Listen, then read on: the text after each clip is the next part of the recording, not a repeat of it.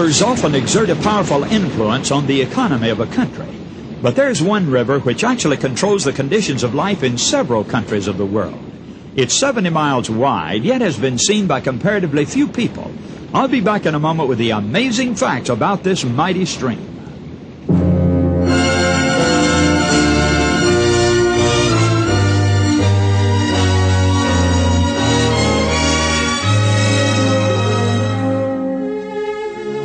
Hello, this is Joe Cruz and the Amazing Facts broadcast, facts which affect you.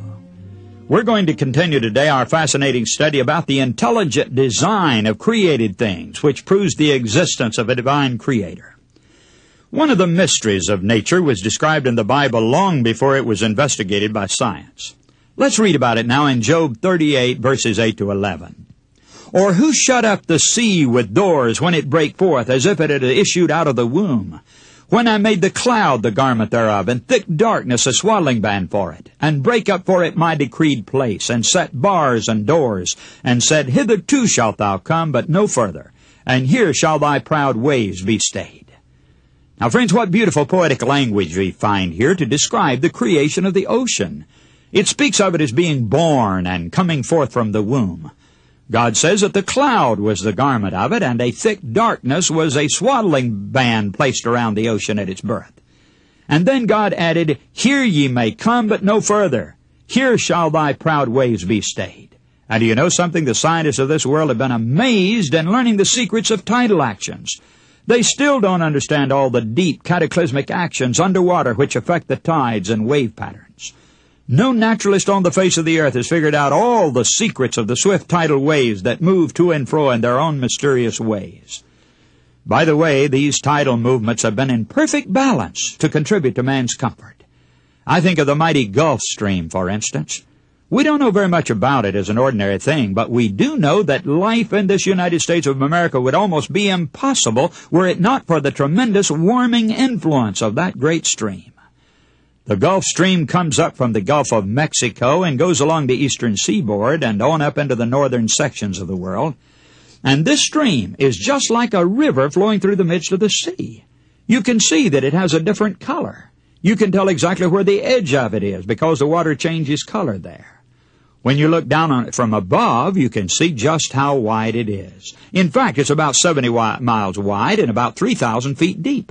And it flows along leisurely on its way from the deep south going up toward the northern clime. The temperature of the water is 86 degrees when it leaves the Gulf of Mexico, and when it gets up by the Carolinas, it's still 84 degrees. The warming influence of that water actually makes the coast of North America and northern Europe to be inhabitable. Otherwise, they would simply be frozen wastelands. People wouldn't be able to live there were it not for the Gulf Stream. The British Isles would be frozen and abandoned. The maritime provinces of Canada depend completely upon its warming effect. Otherwise, those places would be left in frozen desolation. Now notice what happens as this water flows north. As it comes to the Arctic entrance of Baffin Bay, it meets the frigid polar stream rushing out to start southward. There's a titanic collision and struggle between the warm Gulf Stream and the frigid polar stream. Now what happens, friends? Well, the Gulf Stream wins, so to speak, and the polar stream dives down thousands of feet underneath and goes right on flowing southward, coming up in the West Indies during their hottest season where it cools the terrible tropical heat. Now, it was in God's plan for this to happen. But as a result of this collision, the Gulf Stream is deflected across the ocean where it goes up along the British Isles, making those places livable. In fact, some of those northern lands would be locked in eternal winter without the deflection of the Gulf Stream that creates a warmer climate for it. Now, friends, did all of this happen by chance and accident? Did these great streams of water just sort of come into existence by blind chance? Did the Gulf Stream get deflected by some casual happenstance? I don't believe it for a moment.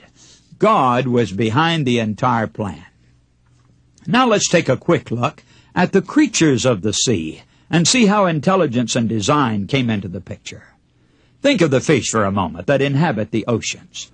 I only wish I had time for more details. Fish are constantly subject to attack. They have enemies within the waters around them and also on the outside. Gulls and other birds which swoop down to make meals of these marine forms of life. Do you know that fish have a specially constructed eyeball that's able to look in any and all directions? He can almost look instantaneously, behind him, below, on the sides, and above. Furthermore, his eye is designed to take into account the fraction of light. Yes, these fish can see 30% farther than other visual instruments because God designed the eyeball of the fish to take into consideration the refraction of light. When the oculists manufacture certain goggles for divers to wear, they also make them compensate for refraction in the water. And we think this is wonderful, of course, but God did it long before the scientists thought of it. All fish have that kind of eyeball, yet the evolutionists say that it just happened. Now, no goggles could come into existence by chance. Then why could we think that the fish accidentally developed these specialized eyeballs? In the waters of Malaya lives a fish with bifocal lenses built right into his eyes. This little sardine-sized fish is especially prized for food by seagulls. They're always swooping down and gobbling up this little fish if they can. So that little fish has to watch carefully for the approaching danger of the gulls. He must have good distant vision, but since he feeds on the microscopic larvae found in the water, he must also be very good at his near vision as well. And do you know that the Creator provided a little membrane that comes halfway up his eye, giving him bifocal vision? He can look up and see the gulls coming. He looks down and can see near at hand the little bits of life that he feeds on.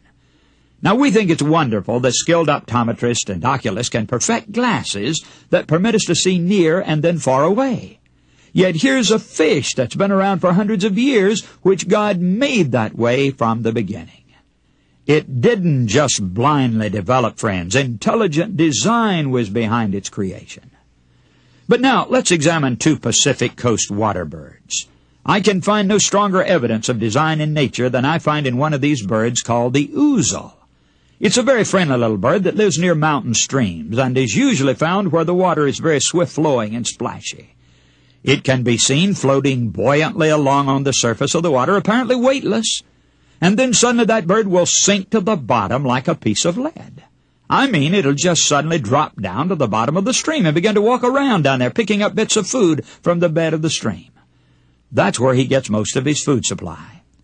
But the mystery is that on the surface again, he comes up and after he's taken his fill from down underneath the water, he walks over to the bank, shakes himself, and glides off on the surface of the water again like a bit of fluff. Now, it has been discovered that this strange bird has some special equipment, a muscular apparatus which can instantly exhaust every bit of air from his body. He drops down like a piece of lead to the bottom, but then when he walks out, he can breathe in air again and float off on the surface once more. Now, this is special creation, friends, isn't it? The evolutionists would say, well, he needed to have this bit of apparatus, and so nature provided it.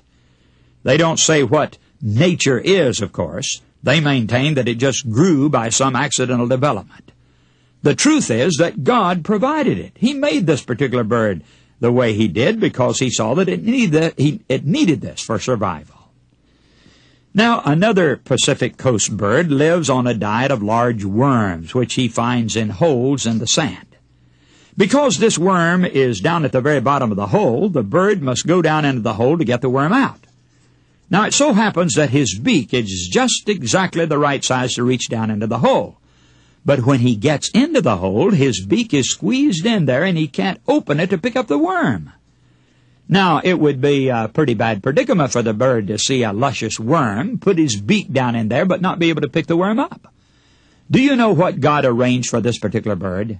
He created a tiny flap, similar to a surgeon's forceps, at the bottom of the beak.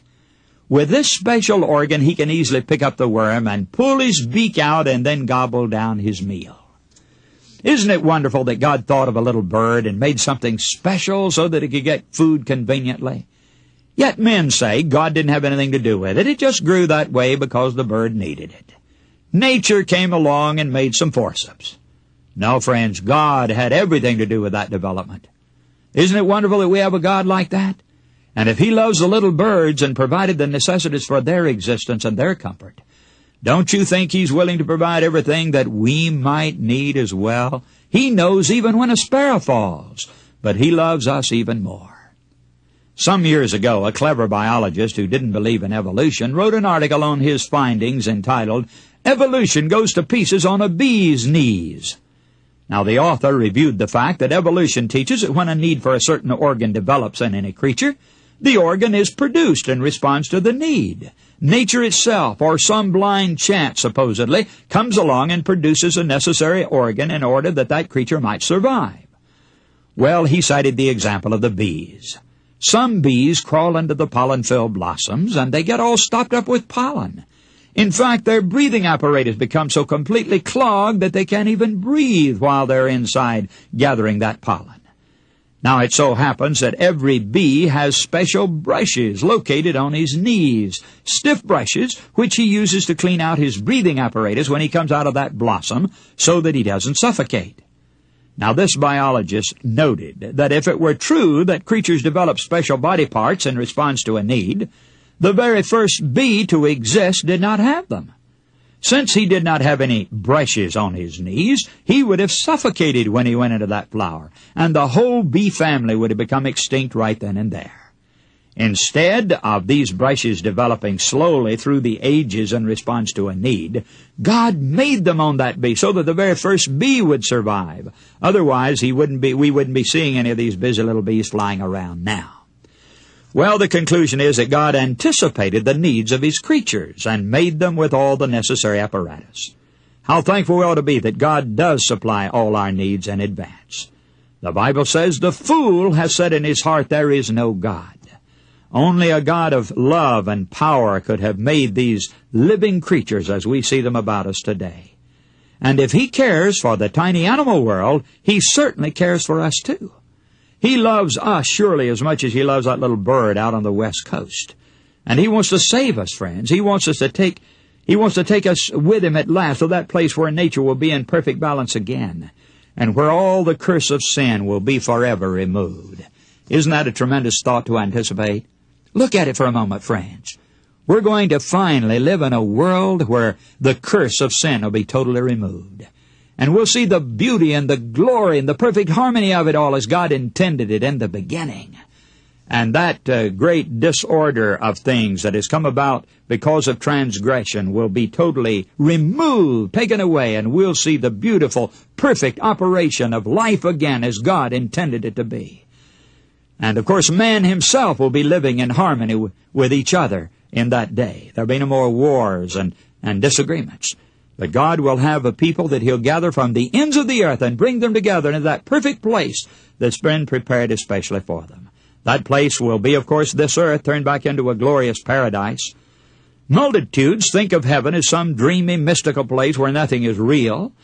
But you'll be amazed at what a detailed description is given in the Bible about heaven and about this earth after God cleanses and purifies it again.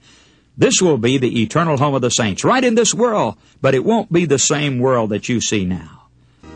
And now, this is Joe Cruz saying goodbye for today.